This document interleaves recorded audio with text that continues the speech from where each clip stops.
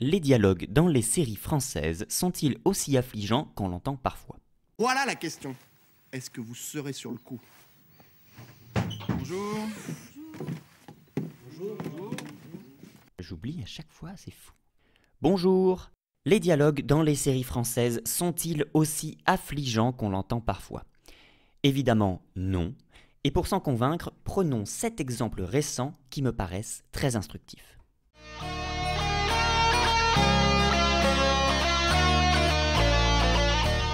Salut et fraternité, bienvenue dans ce 6e numéro de Hippalage, des vidéos avec lesquelles on se pose des questions plus ou moins pertinentes sur des œuvres de fiction.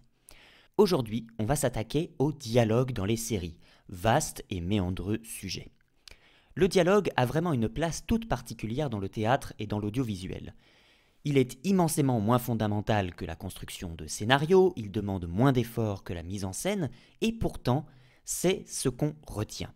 Le dialogue, c'est ce qui donne à l'œuvre sa couleur, c'est par lui que se créent les références dans la pop culture ou les citations dans les dissertes.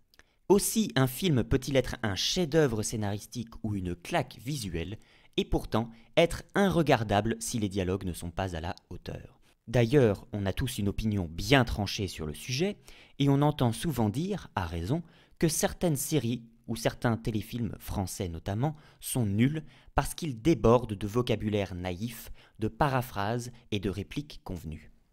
Cette année, nous aurons des châtaignes. J'aime l'automne. Pas moi. Je préfère l'automne. C'est tout comme moi. C'est l'hiver que je préfère. J'ai fait un peu de thé. Ivan Ivasinevitch n'est pas encore rentré. Avec 2 sucres, pour moi. Peut-être le printemps. Un nuage de lait? Peut-être. Non, Oui, Dommage que la mer soit si loin. qui sait? je ne sais pas. Pas non Je plus. sais plus. C'est con ce qu'on dit. De toute façon, il n'y a plus un spectateur dans la salle. Vive le cinéma français. Alors conjurons ce mauvais sort en regardant 7 excellentes tirades de séries françaises récentes. Bon, évidemment, je vais mettre du Kaamelott, même si ce n'est plus si récent, et si cette série a déjà quasiment le statut de patrimoine. Tout ça, c'est du patrimoine. C'est du patrimoine, ça? Et avant de commencer, laissez-moi juste souligner l'importance des tirades. Un dialogue bien écrit, c'est comme un album de Tintin. Vous l'avez lu, Tintin? Vous vous en souvenez? Et pourquoi vous vous en souvenez, à votre avis? Tintin, ce sont des enjeux énormes. La Lune, l'Amérique, l'or noir. Mais Tintin, c'est le rythme. Le rythme. Tac, tac, tac, une case vous en amène à une autre. Quand vous arrivez à droite de la feuille, on vous emmène à la ligne d'en dessous, jusqu'au bas de la page. Le barbu, là, Haddock. Voilà, il se prend les pieds dans les tuyaux. Il se cogne la tête, saute dans la Jeep et ça vous propulse à la page suivante. Vous pouvez pas faire autrement. Et là, plaf, sur toute la page, vous voyez une fusée. Gigantesque. Rouge et blanche. De 100 mètres de haut. Eh ben nous, on fait pareil. Tac, tac, tac, discours, les gens écoutent. Tac, tac, tac, prise de position. Les gens s'envolent, prennent de la hauteur et tac, les gens se retrouvent face au monde. Eh bien pour les dialogues, c'est pareil. Des répliques qui fusent, du rythme, un ping-pong endiablé, et d'un coup, paf! Une tirade qui vous marque et qui vous prend aux tripes. Là, vous avez du dialogue de qualité, le genre appellation contrôlée. Allez, c'est parti pour nos 7 petits exemples.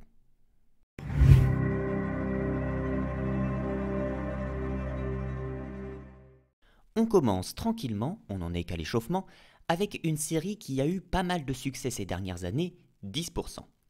On y suit le quotidien de 6 agents qui doivent gérer les situations plus ou moins burlesques dans lesquelles se fourrent les stars.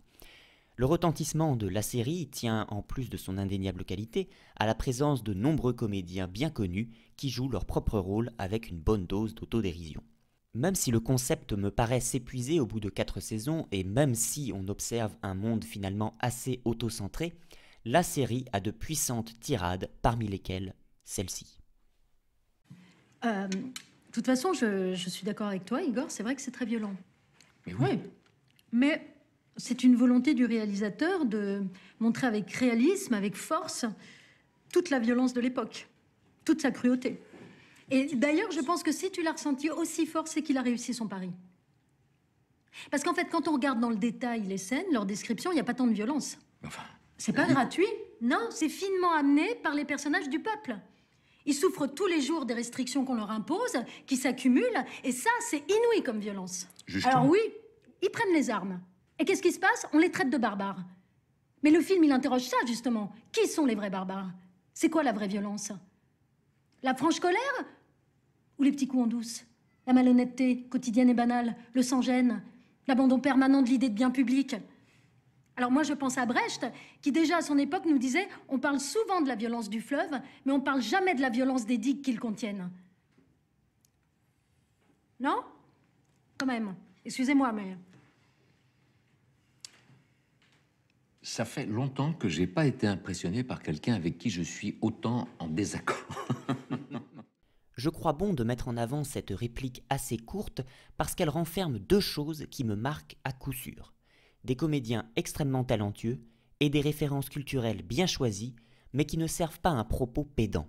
C'est de l'intelligence discrète et drôle, et ça mérite d'être valorisé.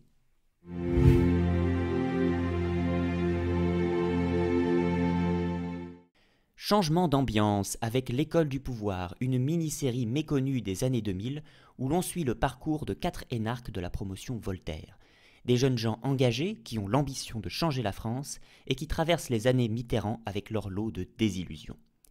Après avoir passé 4 épisodes à cheminer dans les allées du pouvoir parisien, les scénaristes donnent avec talent la parole à ceux pour qui les élus sont censés se battre. Bon, la politique, je sais pas ce que c'est. Enfin, du moins, je vois plus. Nous, les gens normaux, je veux dire. On cherche juste à vivre, à travailler. On n'est pas des voleurs ou des fraudeurs. On stigmatise les chômeurs, les assistés. On les fait culpabiliser. On nous traite de feignants, de paresseux. Putain, y en a marre d'entendre ça. Moi, je bosse depuis l'âge de 16 ans.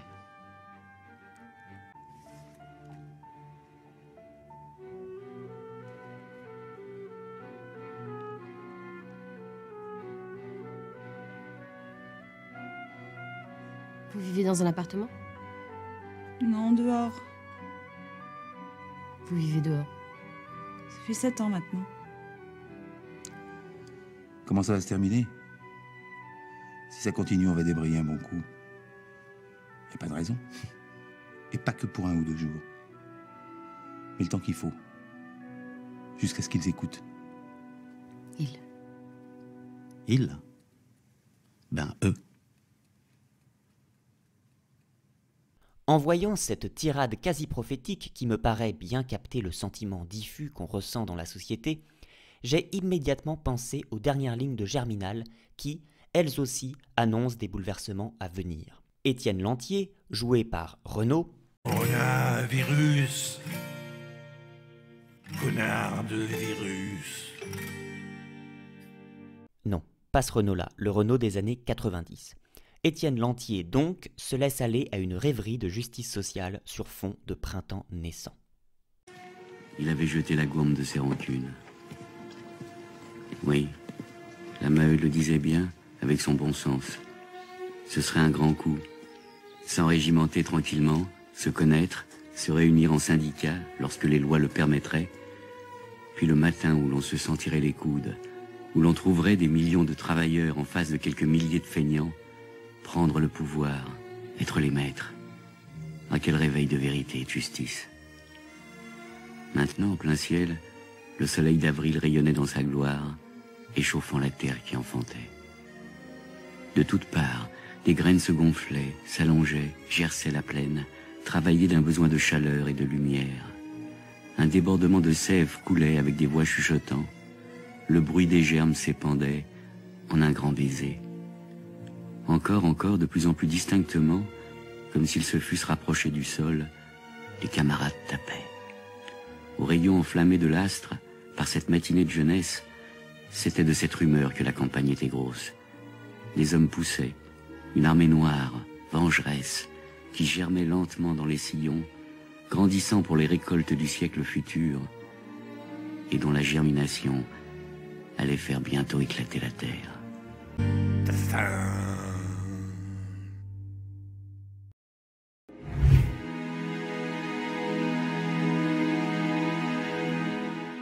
Passons de l'autre côté du pouvoir avec Baron Noir. Cette série, récemment terminée, met en scène le paysage politique français contemporain avec ses affres, ses changements et ses contradictions. Parfois même, la série a imaginé des événements qui se sont vérifiés dans la réalité, ça en dit long sur le talent du scénariste. Les dialoguistes ne sont pas en reste, comme le prouve cette tirade. Il n'y a pas de sauveur suprême. Ni Dieu, ni César, ni tribun. Ces mots-là, ne les oubliez jamais. Vous, les idéalistes, les militants, les engagés, vous, les petites mains, les colleurs d'affiches, les envoyeurs de mails, vous, les diffuseurs de tracts et les porte-à-porteurs, souvenez-vous toujours du premier jour où vous avez poussé la porte d'un local en me demandant « Est-ce que je peux aider ?» Souvenez-vous de qui vous étiez alors. Et restez les mêmes.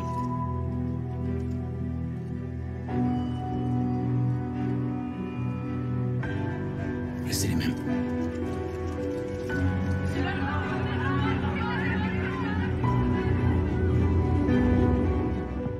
Voilà qui est original.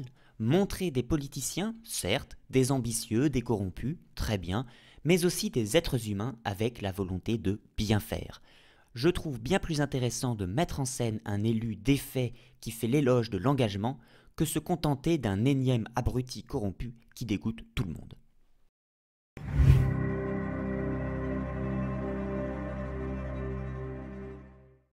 Allez, on quitte momentanément la France contemporaine pour revenir à nos premières amours, Kaamelott. Parmi les aficionados de l'œuvre d'Astier, je ne crois pas me tromper en disant que 2 monologues sont particulièrement appréciés, celui où Arthur reconnaît son échec et celui de César à propos des grands chefs. Eh bien, j'ai voulu mettre à l'honneur la tirade bien plus touchante de César se remémorant un instant de vie simple aux côtés d'un enfant. Cette réplique dit beaucoup du personnage mélancolique joué par Pierre Mondy et de la poésie dont regorge Kaamelott. Des gamins de partout. Plein la chambre. Je sais pas... 60, 80. Des tout petits, de 4 ou 5 ans. Et tous ensemble... Ah ouais, votre tranquillité. Alors moi, comme un con... Ah ouais, les enfants. Alors, ça vous a plu, la visite du palais? Qu'est-ce que vous avez vu de beau? Bref. Je raconte mes conneries habituelles, puis tout d'un coup... J'en repère un, sur le devant. Un petit mec, avec des méchants pétards, et un petit paquet dans la main. On aurait dit qu'il faisait la gueule. Comment tu t'appelles? Pas de réponse. Non. Il est drôlement joli, ton paquet. Oh, ni oui ni merde. Tu veux pas me dire ce que c'est? C'est un cadeau pour le général qui me fait. Ben, vous me croirez ou non, j'ai eu beau lui dire que c'était moi le général, il n'y a pas eu moyen. Alors je l'ai pris tout seul avec moi. Ça m'a pris la journée. Je lui ai montré mon uniforme, je l'ai emmené dans la salle des cartes, je lui ai montré des maquettes de bateaux. Et à un moment, il faisait presque nuit, je lui ai dit, écoute...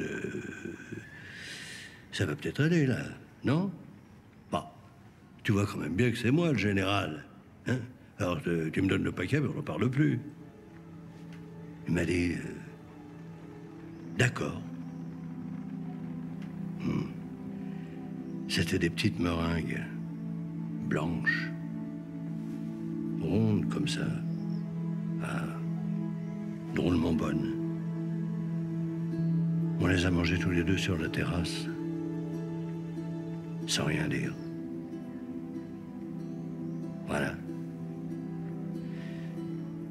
Si je devais choisir une journée à revivre, je prendrais celle-là. Si je vous pose cette question, Imperator, vous vous doutez bien que ce n'est pas par hasard. Il y a un moyen de la revivre, cette journée. Oh, je sais bien. Je connais mes classiques. Et alors? Je suis pas contre le principe. Mais j'ai quand même un peu les foies. Et écouter cette tirade est d'autant plus savoureux lorsqu'on apprend comment elle a été tournée. Extrait d'une intervention d'Astier à ce propos. Il y en a un qui m'a fait ça. C'est Pierre Mondy. Pierre Mondy qui fait César dans la saison 6, 83 ans, hein, pendant Kaamelott 6. Et à un moment, il a un long monologue dans un plumard. Et vraiment un long monologue. Je crois qu'il y a 4 pages de monologue. Et je ne l'avais pas pondu, évidemment, parce que, enfoiré comme je suis, j'aurais dû faire des efforts pour qu'il l'ait plus tôt, et je ne suis pas arrivé, donc il ne l'avait pas. Et il l'a eu le matin même. Et je vais voir Pierre Mondy, et je lui dis, bon, on s'était prévu en plan séquence. Donc plan séquence, pour ceux qui ne savent pas, c'est-à-dire qu'on ne coupe pas la cam. Donc il ne peut pas s'arrêter au milieu, il ne peut pas faire de pause, il ne peut pas se tromper. Donc, voilà, si jamais il se trompe, on recommence. S'il se trompe, on recommence tout le plan depuis le début. Et c'est un long plan travelling comme ça de côté qui finit à la toute fin, en plus c'est un peu chronométré, par dévoiler Méléagan qui est à son chevet. Voilà. Donc je lui dis, Pierre, j'avais prévu ça, mais on laisse tomber, je suis désolé, tu l'as eu que ce matin, machin. Il m'a fait comme ça, il m'a fait, t'inquiète pas, petit. On a allumé la cam, on a fait 2 prises, les 2 prises sont à la virgule près. 83 ans.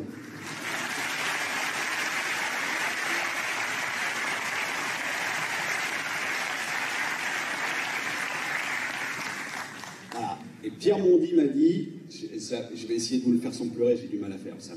Mais Pierre Mondy m'a dit, on a applaudi son dernier plan à Rome, comme ça. Et on applaudit toujours le dernier plan. C'était le dernier plan de Pierre Mondy, on l'applaudit tous, à Cinecittà, là-bas. Et il a regardé l'équipe comme ça, et il m'a dit, les gars, j'ai 20 ans de moins.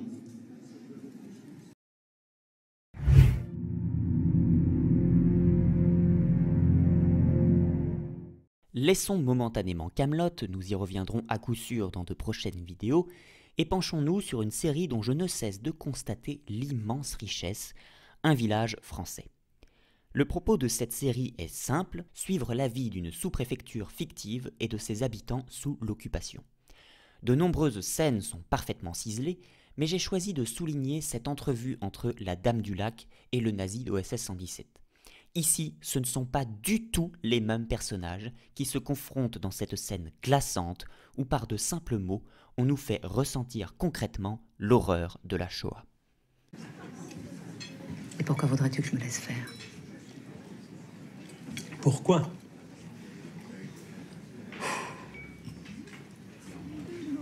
Pourquoi?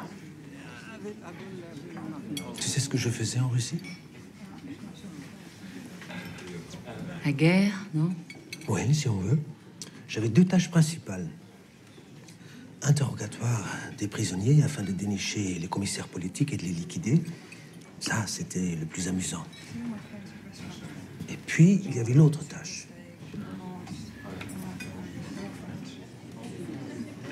S'il vous plaît, C'était très bien. apportez-moi du champagne. Du bon. Oui, ils sont venus. L'autre tâche, donc. Supervision des actions spéciales concernant certaines populations civiles. On va dans les villages, on arrête les gens, on les met dans des camions par famille entière, on les amène vers une clairière, on les fait descendre, ils attendent quelques heures pendant lesquelles ils entendent le son des détonations. Et puis, quand c'est leur tour, on les aligne devant les tranchées, et ensuite la mitrailleuse, coup de grâce au cœur. C'est un travail assez routinier, pénible. Ah.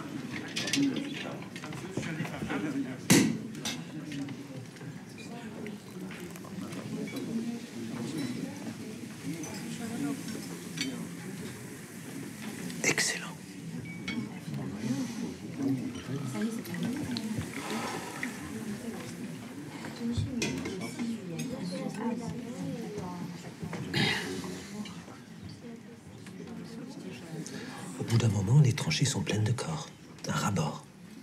Alors il faut creuser d'autres tranchées. Bon, on va pas les creuser nous, ces tranchées, n'est-ce pas? Alors on demande au prochain de la file. Je me souviens d'un père de famille.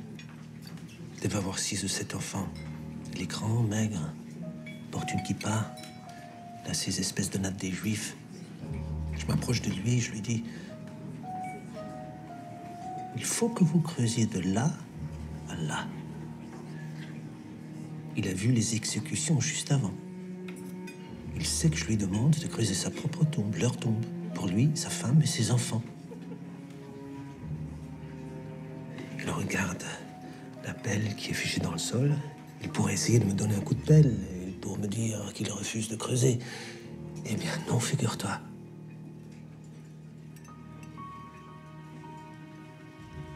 Il adresse un regard à sa femme. Il prend la pelle et il se met à creuser. Et moi, je le regarde qui creuse. Qui en va de pelleter sur le côté. Bien sur le côté, pour ne pas faire désordre. Il creuse bien. Je n'ai jamais vu quelqu'un creuser aussi bien. Et je me souviens m'être demandé, et je me demande encore, mais enfin, pourquoi il creuse? Pourquoi? Mais il creuse. Il creuse.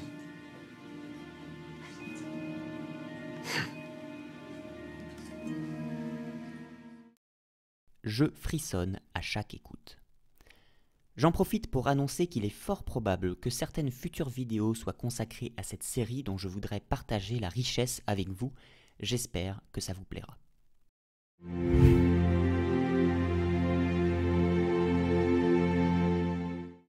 Je reviens à un sujet plus léger, le tampon. Voici Au service de la France, excellente série avec laquelle l'un des créateurs d'OSS 117 nous plonge avec humour dans la France des années 60. La géopolitique, la mentalité vieille France, le colonialisme, les essais nucléaires y sont pastichés sans retenue et c'est hilarant. Mais le plus drôle reste à mon sens la caricature qui est faite de l'administration, comme le prouve cette tirade issue d'un teaser. Bien. Au-delà de la mission proprement dite, qui est importante, il y a le cadre administratif de cette mission et il est fondamental. Ce cadre a un outil nécessaire et indispensable, le tampon.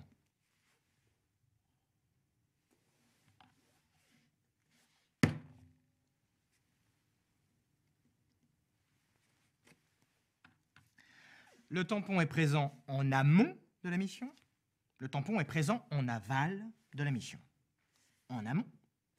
Pour tout fonctionnaire de catégorie A échelon 1, soit la catégorie et l'échelon auquel vous accéderiez si d'aventure vous étiez titularisé à l'issue de ce test, le règlement est formel. Tout document relatif à l'accomplissement d'une mission, qu'elle ait lieu sur le territoire national, qui inclut les 4 départements d'outre-mer et les 15 départements algériens, ou hors le territoire national, doit être dûment tamponné par le responsable afférent. L'ordre de mission est tamponné par ordre d'importance stratégique, confidentiel défense, secret défense, très secret défense. Par le supérieur hiérarchique des fonctionnaires de catégorie A, Moïse, fonctionnaire de catégorie A, 12e échelon. Doivent ensuite être obligatoirement tamponnés les formulaires attestant d'une perception de matériel nécessaire au déroulement de la mission. Les formulaires de perception d'uniformes, vêtements, sous-vêtements, cache-colle, chaussettes, soquettes, mi-bas, mi-chaussettes, chaussettes de contention, combinaisons de plongée, articles de chapellerie seront paraphés de validés. Les formulaires de perception de médicaments, hypnotiques, pain total, seringues hypodermiques, agents paralysants, condoms, d'articles de papeterie et d'explosifs divers seront paraphés de approuvés. Les formulaires de perception d'armes, de vins et spiritueux seront paraphés de entérinés.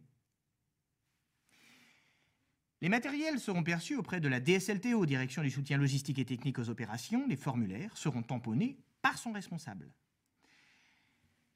Seuls sont exclus de tout tamponnage les matériels électriques de support aux interrogatoires effectués dans les départements algériens.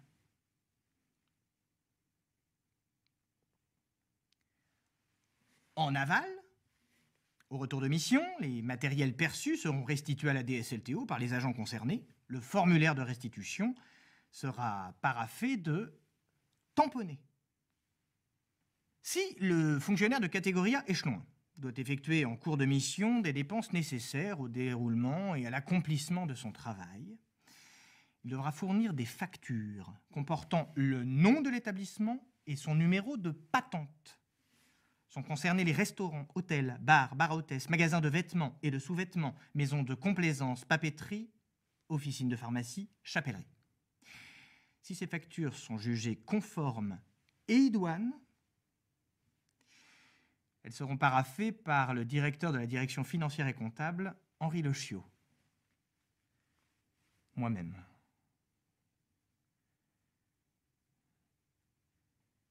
Toute mission non tamponnée ou partiellement tamponnée sera considérée comme nulle. Il n'y aura ni dérogation, ni passe-droit. Sans tampon, pas de mission. Sans mission, pas de France. Sans France, pas de monde libre. Vous imaginez le talent des comédiens qui doivent retenir ce genre de monologue? Moi, en tout cas, ça m'impressionne et ça me fait marrer.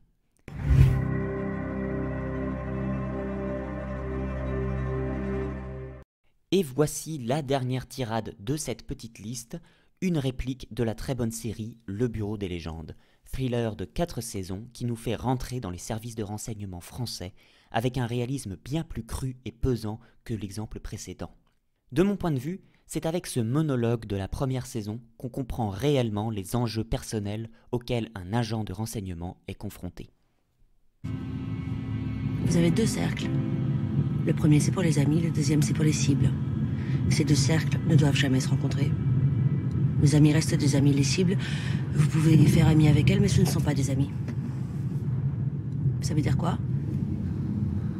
Que vous pouvez détruire leur vie en 1 minute. Sans état d'âme. Vous ne les aimez pas, vous ne les appréciez pas, vous n'avez pas pitié d'eux. Eux, ils peuvent vous aimer. Ils doivent vous aimer. Mais vous, ce sont vos proies. Cette Fanny, quand elle vient chez vous, quand vous buvez avec elle, quand elle vous émeut avec ses histoires de famille ou de baise, quand elle vous laisse pas toute seule sur le carrelage de vos toilettes, c'est votre proie, compris? Cette fille, c'était votre ennemie. Vous commenciez à être attaché à elle. N'importe qui aurait pu l'utiliser pour faire pression sur vous. Ne vous attachez pas à vos cibles, jamais. Et moi, je vais vous donner un conseil pour votre mission. Ne vous attachez à personne, jamais. Et c'est avec cette pesante réplique que j'achève ce petit inventaire à la Prévert. Moralité, un dialogue bien ciselé est indispensable à une fiction, et on peut sans crainte répondre non à cette question: les dialogues dans les séries françaises sont-ils aussi affligeants qu'on l'entend parfois? Ainsi s'achève ce numéro de Hippalage que vous pouvez partager, contredire en commentaire, liker et tout le tout team. Merci d'être au rendez-vous toutes les 2 semaines, on se retrouve bientôt, et sur ce, rideau.